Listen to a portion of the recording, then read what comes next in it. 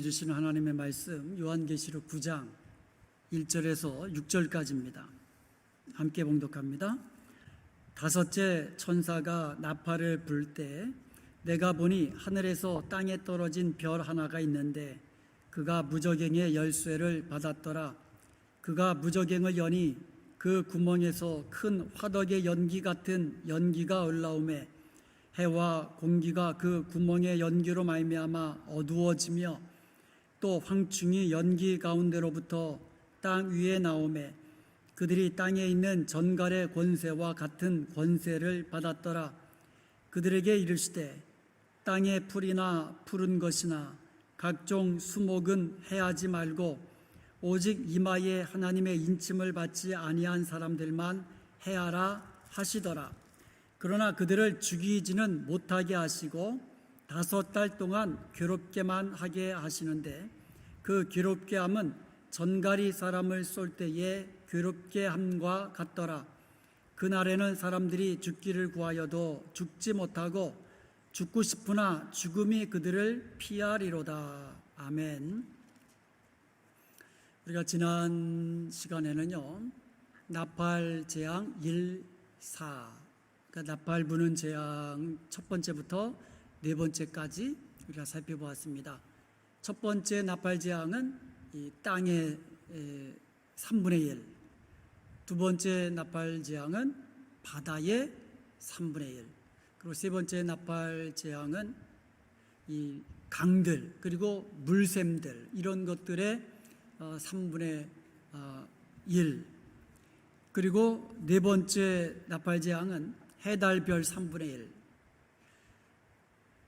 처음부터 네 번째까지 공통점이 있다면요, 이 자연적인 것들이에요. 자연 어떤 그 재해라든가 이런 것들을 통해서, 그리고 또 하늘의 뭐 재난, 징조를 통해서 우리에게 간접적으로 임하는 그러한 심판입니다. 그러니까 직접 우리를 죽이는 심판이 아니라 간접적으로 뭐 기근이 일어난다든가 뭐 홍수가 일어난다든가 뭐 이런 뭐 지진이 일어난다든가 뭐 이런 자연적인 것들을 통해서 뭐 먹을 물이 없어진다든가 이런 것들을 통해서 간접적으로 임하는 것들이라면, 오늘 살펴볼 5번째와 6번째 나팔 부는 재앙은 사람에게 직접 해를 입히고 사람을 직접 죽이는 그러한 심판이다, 이런 것을 알 수가 있고요. 또 하나는 심판의 강도가 점점 세지는 것을 우리가 볼 수가 있습니다. 그래서 8장은 나팔, 8장, 그래서 그렇게 여러분 기억하시면 되고요. 나팔 1, 4, 그리고 9장은 나팔 부는 재앙 5번째와 6번째, 5, 6 이렇게 기억해 두시면 되겠습니다. 자, 그러면 오늘 5번째 나팔 재앙을 먼저 살펴보도록 하겠습니다. 1절 한번 보니까 다섯째 천사가 나팔을 불매 내가 보니 하늘에서 땅에 떨어진 별 하나가 있는데 그가 무저갱의 열쇠를 받았더라. 그러니까 5번째 천사가 나팔을 부니까 요한이 보니까 하늘에서 이 별 하나가 땅에 떨어지는 거예요. 근데 그 별이 무저갱의 열쇠를 가지고 있더라 이거예요. 무저갱의 열쇠를 받은 겁니다. 자, 그러면 하늘에서 땅에 떨어진 별 하나, 이 별의 정체는 무엇일까요? 자, 요거는 제가 잠시 후에 또 말씀을 드리도록 하겠습니다. 2절에 보니까 그가 무저갱을 여니, 그러니까 하늘에서 땅에 떨어진 별이 무저갱의 열쇠를 가지고 무저갱을 열은 겁니다. 그 무저갱을 여니까 그 구멍에서 그 화덕의 연기 같은 연기가 쫙 올라옵니다. 그리고 그 연기 가운데에 이 3절에 보니까 이 황충이 나온 거예요. 그런데 이 황충이요, 땅에 있는 전갈의 권세와 같은 권세를 받았더라, 이렇게 됐어요. 그러니까 이 황충이 사람들을 괴롭게 하는 거예요. 그러니까 전갈에서 침을 팍 쏘면 이게 만약에 독 있는 전갈이면 목숨도 위험하고요. 그런 이 고통을 주는 이제 그와 같은 모습을 우리에게 이제 보여주고 있는 겁니다. 자, 그렇다면 무저갱과 황충이 무엇인지 또 하늘에서 떨어진 별 하나가 무엇인지 한번 하나씩 살펴보도록 하겠습니다. 여러분, 이 무저갱이라는 것은요, 헬라어로 아부소스라고 합니다. 아부소스.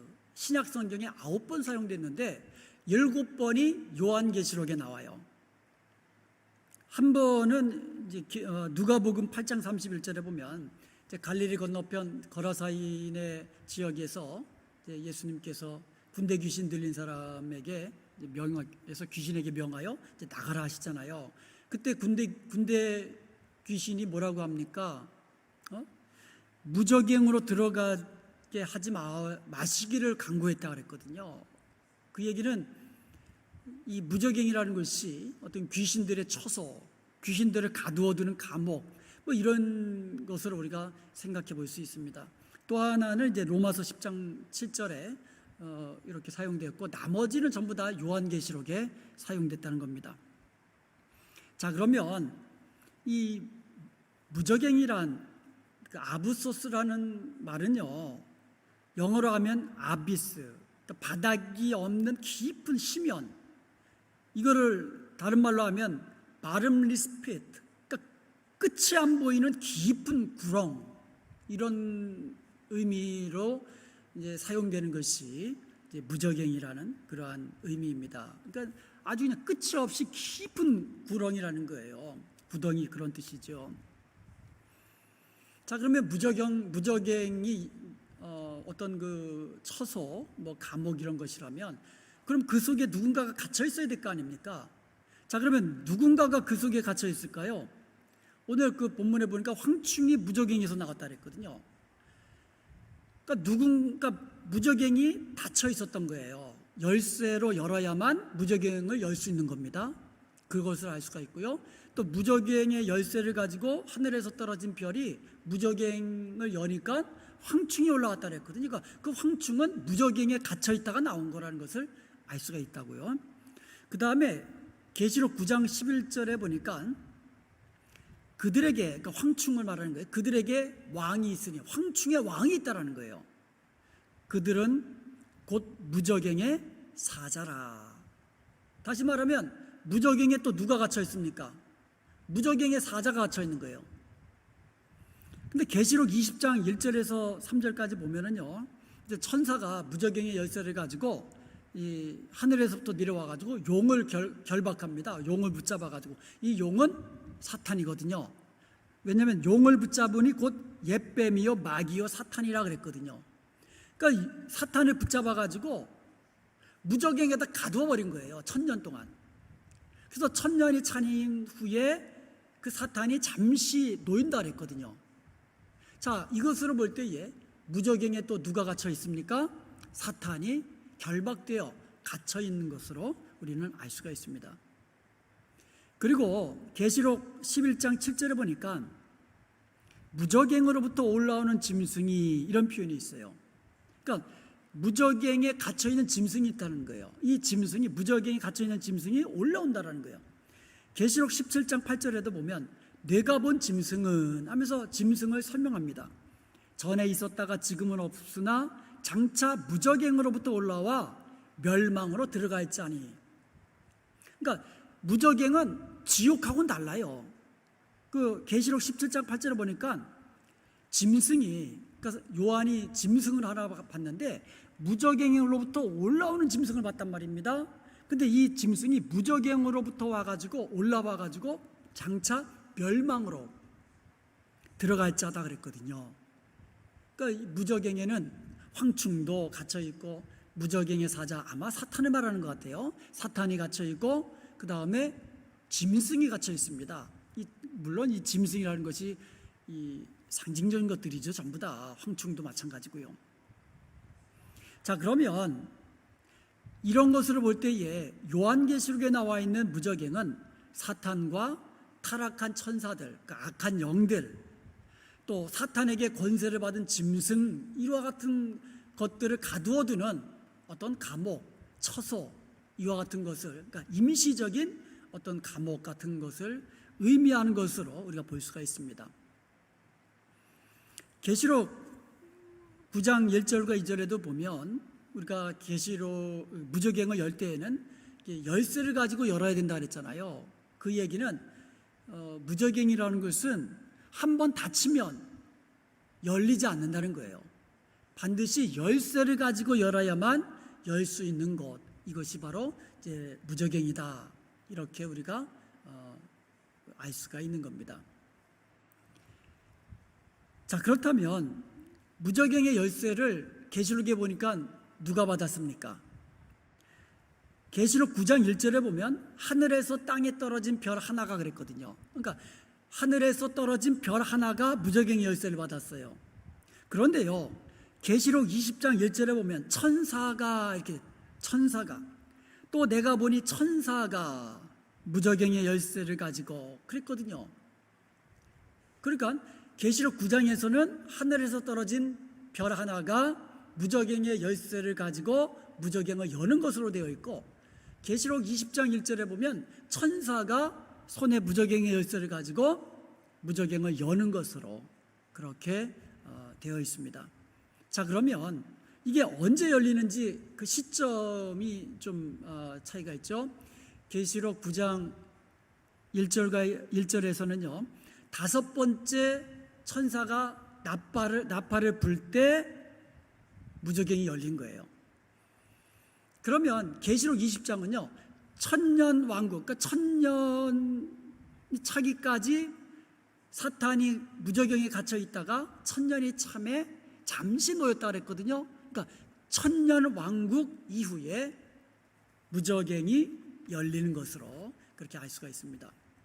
자, 그렇다면 하늘에서 떨어진 별 하나, 이 정체가 뭘까?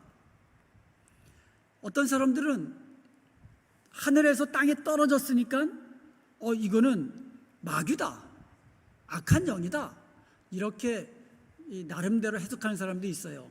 그런데요, 이 무적행의 열쇠를 가지고 무적행을 여는 사람이 마귀일 수가 없거든요. 마귀는 갇혀 있어야죠. 그리고 계시록 20장 1절에 천사가 무적행의 열쇠를 가지고 여는 것으로 봐서 이 계시록 9장 1절에 나와 있는 하늘에서 떨어진 별 하나는 아마도 이 천사 중 하나로 우리가 이해하고 해석하는 것이 제 생각엔 좋은 것 같아요. 자, 이제 무적행에서 연기가 올라오고 그 연기 가운데 황충이 올라왔다 그랬어요. 그리고 그 황충이 전갈 같은 권세를 가졌다 그랬어요. 그러니까 전갈이 아니라 전갈이 가지고 있는 전갈 같은 권세를 가진 거예요. 그리고 그들로 인해서 심판이 임하게 되는 거예요. 4절 한번 보겠습니다. 땅의 풀이나 푸른 것이나 각종 수목은 해하지 말고 오직 이마에 하나님의 인침을 받지 아니한 사람들만 해하는 것을 알 수가 있어요. 그러니까 황충이요, 이 침몸 같은 걸로 이게 쏴가지고 사람들을 괴롭게 하는데 이 고통이 얼마나 심한지 차라리 날 죽여달라는 거예요. 죽는 게 좋다라는 거예요. 근데 죽지는 않고, 이런 고통이 누구에게 임했어요? 이마에 하나님의 인을 받지 아니한 사람들, 다시 말하면 불신자들이 받는 거예요. 이마에 하나님의 인을 받은 성도들은 괴롭힐 수가 없는 거예요. 황충들이. 그것을 우리가 알 수가 있는 겁니다. 5절과 6절에 보면 그들을 죽이지를 못했다 그랬어요. 5달 동안 괴롭게만 한다 그랬어요. 그런데 그 괴로움이 이 전갈이 사람을 탁 쐈을 때의 그 고통과 같은 고통, 그런데 그 고통보다도 아마 이제 더 심한 것 같아요. 왜냐하면 죽기를 구해야 한다 그랬어요. 죽기를 구하는데 또 죽지는 못하더라 그랬거든요. 죽이지는 못하는 거예요. 괴롭게만 하는 겁니다. 그 사람들이 황충으로 인해서 정말 괴로움과 고통 속에서 죽기를 갈구하지만 죽지는 않고 5달 동안 이러한 심판이 임한다, 이렇게 되어 있습니다.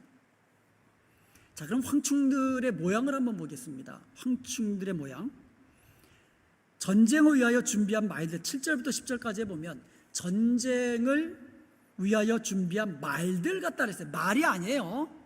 황충을 설명하는 게 지금 황충을 설명하는데 그 황충의 모양이 말들 같다. 전쟁터에서 싸우는 말들의 모양 같다. 이렇게 표현한 거예요.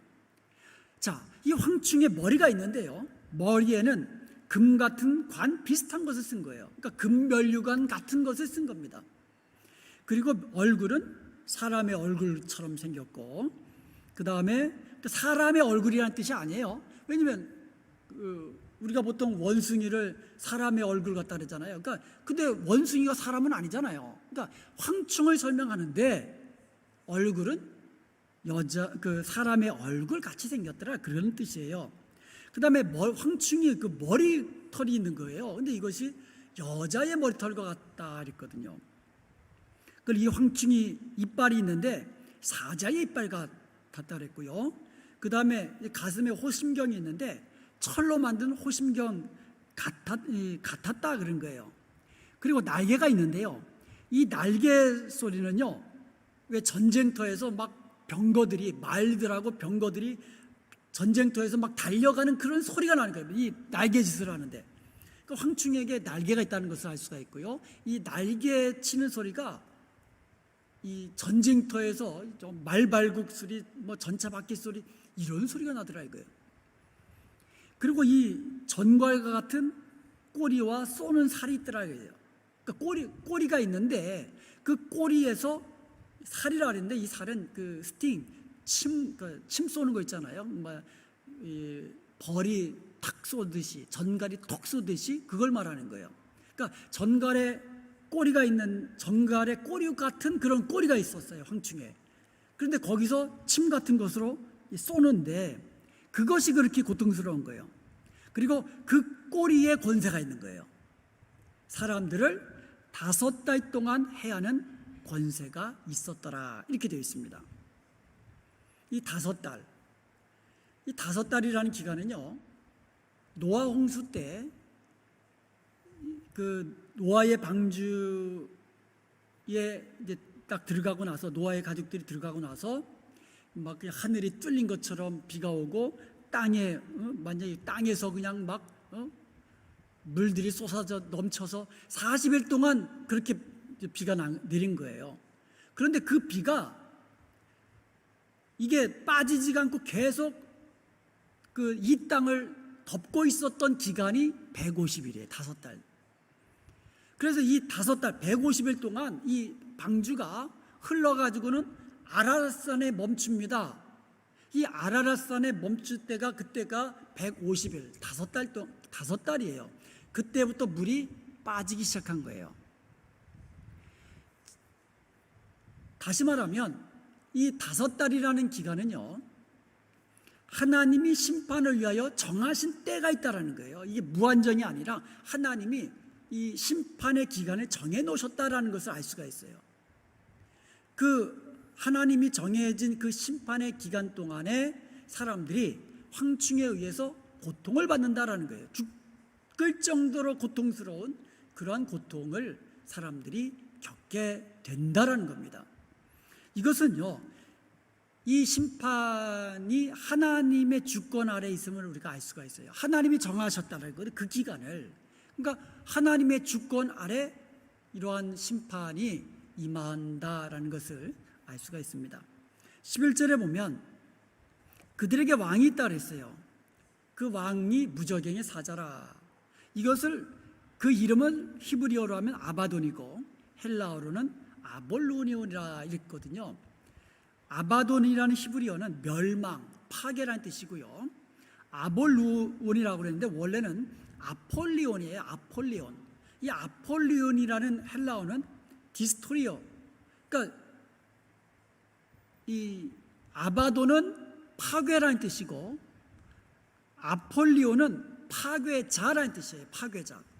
무저갱의 사자는 결국 파괴자예요. 파괴자. 멸망시키는 자.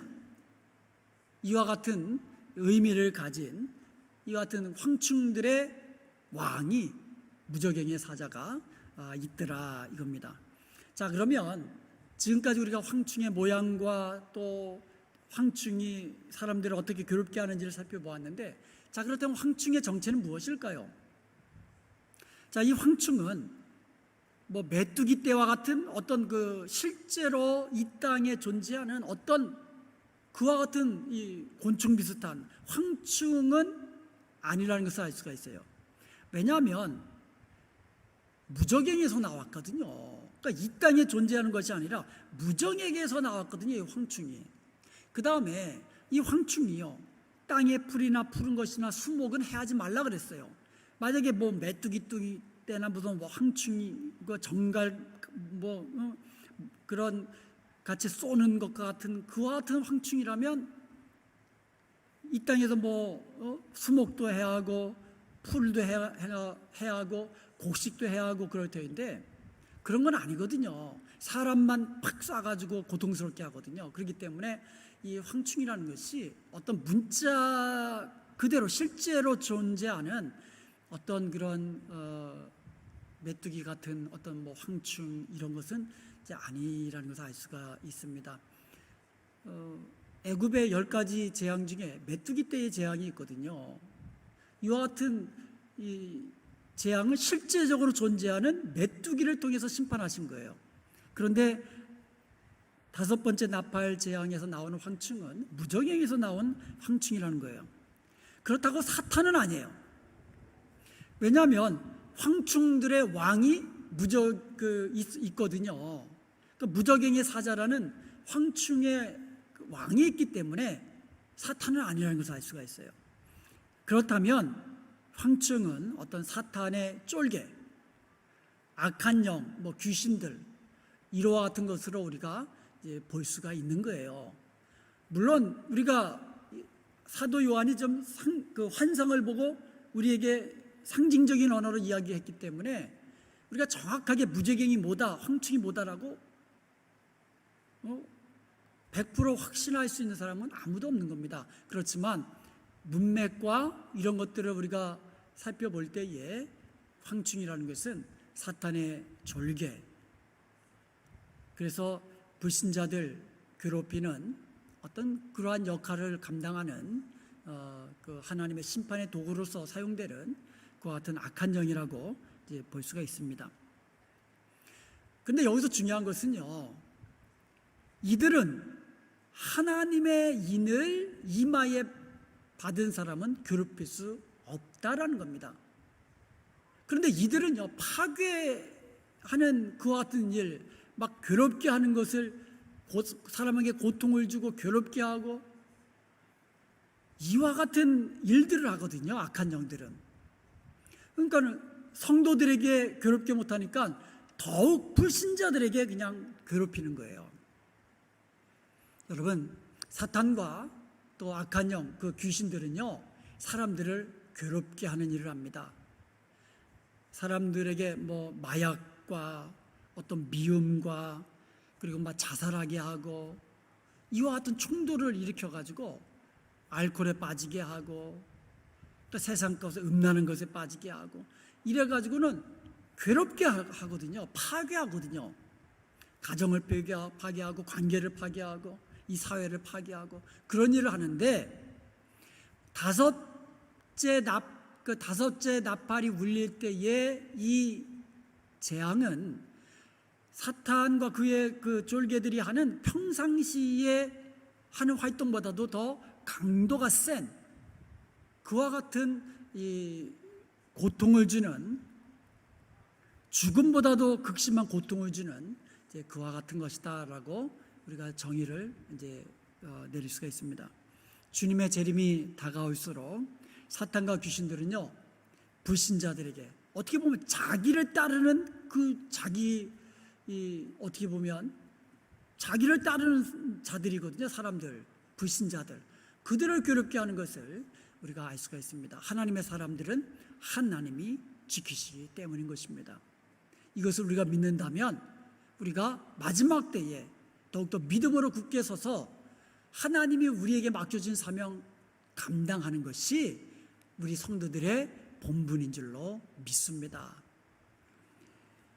노아 시대의 물심판, 이 세상의 어느 곳이라도 이 홍수 심판으로 피할 곳은 아무데도 없었습니다. 오직 방주 안에 있는 사람들만이 홍수 심판으로부터 안전함을, 생명 구원을 얻을 수 있었습니다. 마찬가지입니다. 황충의 공격도요, 이 세상 어디에도 피할 데가 없어요. 오직 예수 그리스도 품 안에서만이, 하나님 안에서만이 황충으로부터 안전하게 지킴받을 수 있는 안전한 지대인 것을 우리는 기억해야 될 줄로 믿습니다. 그러므로 이 세상 것 우리는 부러워할 필요 없어요. 여러분, 황충의 그 머리에 금으로 만든 관 같은 것을 쓰고 있었다 그랬거든요. 그러니까 그들의 겉모습을 보면서 우리가 부러워할 필요 없어요. 세상 것, 사탄이 뭐 주겠다고 하는 세상 영화 다 거짓말이지만 그런 거 부러워할 필요 없어요. 오직 우리는 믿음의 승리자가 되고 이 세상 고통당하는 자들에게, 불신자들에게 예수 그리스도 안에 있는 생명의 복음을 전하는 저와 여러분이 되어야 될 줄로 믿습니다. 자, 이렇게 5번째 나팔 재앙이 끝나고 나서 이제 6번째 천사가 이제 나팔을 불기 시작합니다. 계시록 8장 13절에 보면은요, 그러니까 나팔 재앙 1사라고 그랬거든요. 4번째 재앙이 끝나고 나서 독수리가 공중을 날면서 큰 소리로 화가 있으리로다 그랬거든요. 그러니까 5번째 재앙은 첫 번째 화가 되는 거고, 그 다음에 첫 번째 화가 끝나고 2번째 화가 바로 6번째 그 나팔 재앙이 되겠습니다. 그럼 마지막 3번째 화는 뭐겠어요? 7번째 나팔 재앙이 되겠습니다. 자, 6번째 나팔은요, 요한계시록 9장 13절에서 21절까지거든요. 자, 13절 한번 보겠습니다. 6째 천사가 나팔을 불매 내가 들으니 하나님 앞 금제단 뇌뿔에서, 그러니까 하나님 앞에 금제단이 있는데 금제단에 뇌뿔이 있습니다. 그러니까 제단 뿔이라고 되잖아요. 제단 뿔. 그러니까 하나님 앞에 금제단에 있는 뇌뿔에서 음성이 난 거예요. 그 음성이 나는데 13절에 보니까, 14절에 보니까 그 음성이 나니까 그 음성이 나팔 가진 6째 천사에게 말하기를 큰 강 유브라데에 결박한 네 천사를 놓아주라. 그래가지고 네 천사가 노임을 받습니다. 15절에 보니까 네 천사가 놓였으니 그들은, 네 천사는 그 년 월요일 시에 이르러 사람 3분의 1을 죽이기로 준비된 자들이로라. 이 네 천사에 의해서 사람 3분의 1이 죽는다 이거예요. 사람 3분의 1이. 그런데 여기에 보면은요, 아무 때 이 심판이 임하는 것이 아니라 어떤 정해진 년과 월과 시가 있더라 이거예요. 여기서도 우리는요, 하나님의 신적 계획에 따라서 모든 심판이 진행되고 있다는 것을 알 수가 있어요. 어떤 구체적인 시점을 지금 이야기해 주는 거예요. 뭐 2020년 뭐 8월 1일 뭐 이렇게 정해지진 않았지만 하나님은 정해져 있다라는 거예요. 우리는 그 시기를 몰라요. 우리는 재림의 때를 모르잖아요. 그런데 하나님은 알고 계시잖아요. 정해져 있습니다. 마찬가지로 6번째 나팔 재앙이 임하는 그때는 우리는 모르죠. 그렇지만 분명히 정해져 있다라는 거예요. 하나님의 어떤 계획에 따라서 모든 것이 진행되고 있다는 것을 우리는 알 수가 있습니다.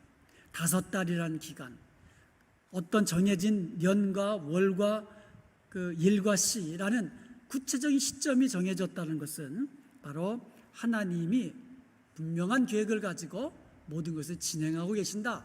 모든 것이 주님의 주권 아래에 있다는 것을 우리에게 보여주고 있는 그 같은 말들입니다.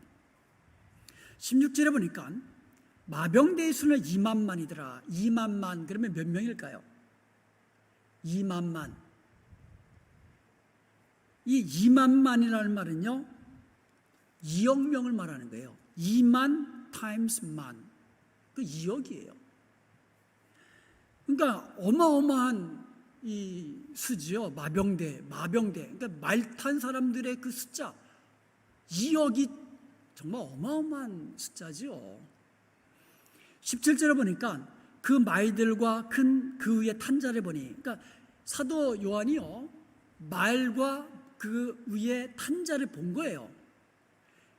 그랬더니 말에 탄 자들은 불빛과 자줏빛과 유황빛 호심경이 있고, 그러니까 호심경, 가슴에다가 호심경을 딱 차고 있는데 그것이 이 어떤 색이냐면 불빛, 자줏빛, 유황빛으로 되어 있다는 거예요. 그리고 말들을 보았는데 말들의 머리는 사자 머리 같고 그 입에서는 불과 연기와 유황이 나오더라 그랬어요. 그러니까 이게 실제적으로 말을 타고 이 사람을 죽이는 것은 아니다라는 것을 알 수가 있어요. 만약에 그렇다면 아니 지금이 어느 세대인데 말 타고 전쟁합니까? 말도 안 되는 소리죠. 그리고 이 말의 모양이 무슨 사자 모양 같고, 그리고 그 입에서 불과 연기와 유황이 나오고, 이거는 하나의 어떤 상징적으로 우리에게 표현한 것이라는 것을 알 수가 있습니다. 실제적인 그 말의 모습은 아니라는 거죠. 18절에 보니까 이 세 재앙, 즉 불과 연기와 유황으로 사람 3분의 1이 죽임을 당하는데, 이 세 재앙은 말들의 입에서 나오는 불과 연기와 유황으로 말미암아 사람들이 죽임을 당하더라 그랬어요. 그러니까 천사들에 의해서 사람들이 죽는 게 아니에요. 말탄 자들에 의해서 사람이 죽는 게 아니에요. 사자 머리 같은 머리를 가진 말들, 그 말들에서 입에서 나오는 불과 연기와 유황으로 말미암아 죽는 거예요. 19절에 보니까 이 말들의 힘은 입과 꼬리에 있으니, 이 말들의 힘은 입하고 꼬리에 있는데 꼬리는 뱀 같고 또 꼬리에 머리가 있어 이것으로 헤어더라. 그러니까 이 꼬리가 이 뱀 같은 꼬리가 있는데 그 꼬리에 또 머리가 달려 있어요. 그것으로 또 사람을 죽이더라 이거예요. 결국 사람을 죽이는 이 도구는 불과 유황과 연기, 이것으로 죽는 거예요. 불과 연기와 유황으로 사람들 3분의 1이 죽어나가는 거예요. 어마어마한 숫자가 죽어나가는 겁니다. 불과 연기와 유황은요, 소돔과 고모라가 하나님의 심판으로 멸망당할 때의 모습을 우리로 하여금 연상시켜주고 있어요. 창세기 19장 24절에 보면 여호와께서 하늘 곧 여호와께로부터 유황과 불을 소돔과 고모라에 비같이 내리시더라. 그 소돔과 고모라 성에 하늘에서 하나님께서 불과 유황을 아주 비같이 내리신 거예요. 그 사람들이 다 죽은 거죠. 그리고 창세기 19장 28절에 보면 소돔과 고모라와 그 온 지역을 향하여 눈을 들어 연기가 옹기가마의 연기같이 치솟음을 보았더라. 그러니까 불과 유황만 있는 것이 아니라 연기가 얼마나 이 빽빽한 연기로 인해서 사람들이 제대로 숨도 못 쉬고 죽어나가는 거예요. 여러분, 불나면은요, 불에 타 죽는 것보다도 그 불의 연기 때문에 질식해 죽는 사람이 훨씬 더 많잖아요. 마찬가지로 불과 유황과 이 연기, 사람들 3분의 1을 죽이는 심판의 어떤 그 모습이 불과 유황과 연기라는 것을 우리가 알 수가 있습니다. 그런데 소돔과 고모라 때의 그 심판하고 그 6번째 나팔 부는 그 심판하고는 좀 차이가 있죠. 그 창세기에 나와 있는 소돔과 고모라가 멸망하는 것은 하늘에서 하나님께로부터 내린 거고요. 6째 나팔 부는 재앙은요, 이 말들과 말탄 자가 나오고 그 말의 입에서 나오는 불과 유황과 그 연기로 이 사람들을 죽이기 때문에 좀 그 차이는 있지만 하여튼 3분의 1이 죽는 것은 불과 연기와 유황이더라, 이런 것을 이제 알 수가 있습니다. 자, 이것의 결론을 이렇게 맺고 있습니다. 20절과 21절에 보니까 재앙에 죽지 않고 살아남은 사람들이 있습니다. 그런데 이 사람들이요, 손으로 행한 일을 회개하지 아니하더라 이거예요. 그렇게 무시무시한 하나님의 심판을 목격했음에도 불구하고 회개하지 아니하더라 이거예요. 오히려 귀신들을 숭배하고요, 그리고 손으로 만든 금, 은으로 만든 나무로 만든 우상에게 절하더라 이거예요. 그리고 살인하고 복술, 여러분 점치는 거 여러분 절대로 하시지 마세요. 이거는 심심풀이라도 하지 마시기 바랍니다.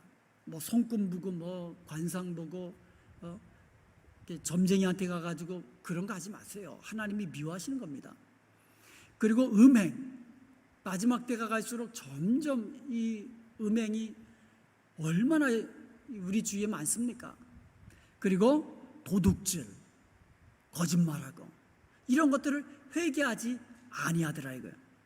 자, 이것으로 볼 때에 회개하지 아니하고 끝까지 믿지 않는 사람, 그러므로 이 사람들은 성도가 아니라는 것을 알 수가 있어요.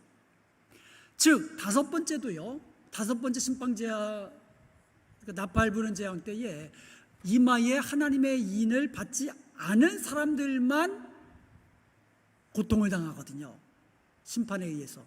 마지막 여섯 번째 나팔 재앙도 마찬가지라는 거예요.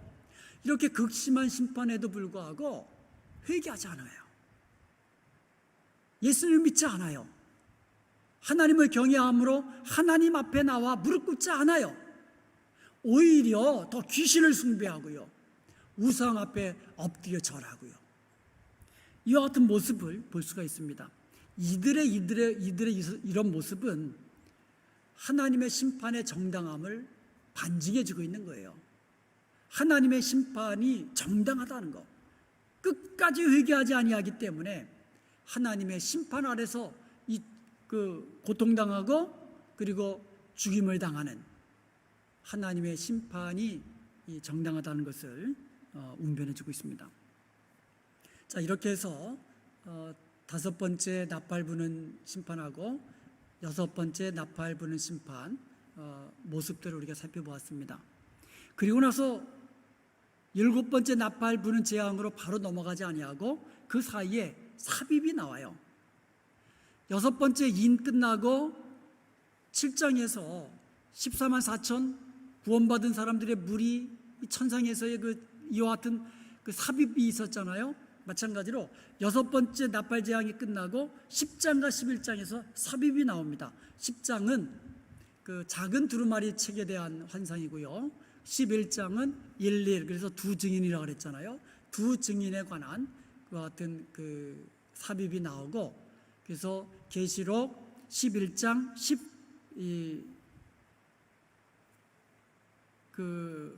15절부터 일곱 번째 나팔 부는 재앙이 다시 진행되고 있습니다. 여기서 우리가 알 수 있는 것은요, 여섯 번째 심판 재앙이 끝나고 사람들이 회개하지 않았다 그랬어요. 그런데 삽입이 나와요. 작은 두루마리, 이건 이제 하나님의 말씀을 이제 증거하고 예언하는 그와 같은 내용이거든요. 두 증인, 복음 전하는 두 증인에 의해서 복음을 전하는 그런 내용이거든요. 그런데 이와 같은 삽입이 끝나고 요한계시록 11장 13절에 보면 이렇게 되어 있어요. 그때 큰 질이 나서 성 10분의 1이 무너지고 지진에 죽은 사람이 7천이라. 그 남은 자들이 두려워하여 영광을 하늘의 하나님께 돌리더라. 이때 가서는 하나님께 영광을 돌리더라 이거예요. 차이가 있잖아요. 여섯 번째 재앙 끝났을 때에는 회개하지 않다가 사이에 작은 두루마리와 두 증인의 어떤 그런 선지자적인 사역, 복음 증거의 사역이 끝나고니까 하늘의 하나님께 영광을 돌리는 그러한 무리들이 생기기 시작하더라 이거예요.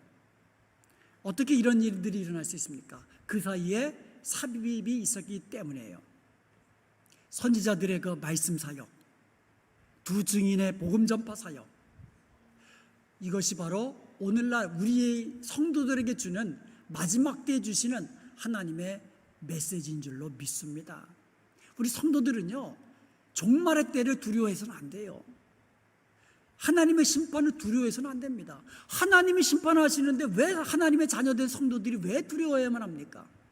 우리 성도들은 마지막 때에 두려워하는 것이 아니라 믿음을 지키며 복음 증거의 사역을 감당하는 것이 마지막 때 살아가는 우리 성도들의 모습인 줄로 믿습니다.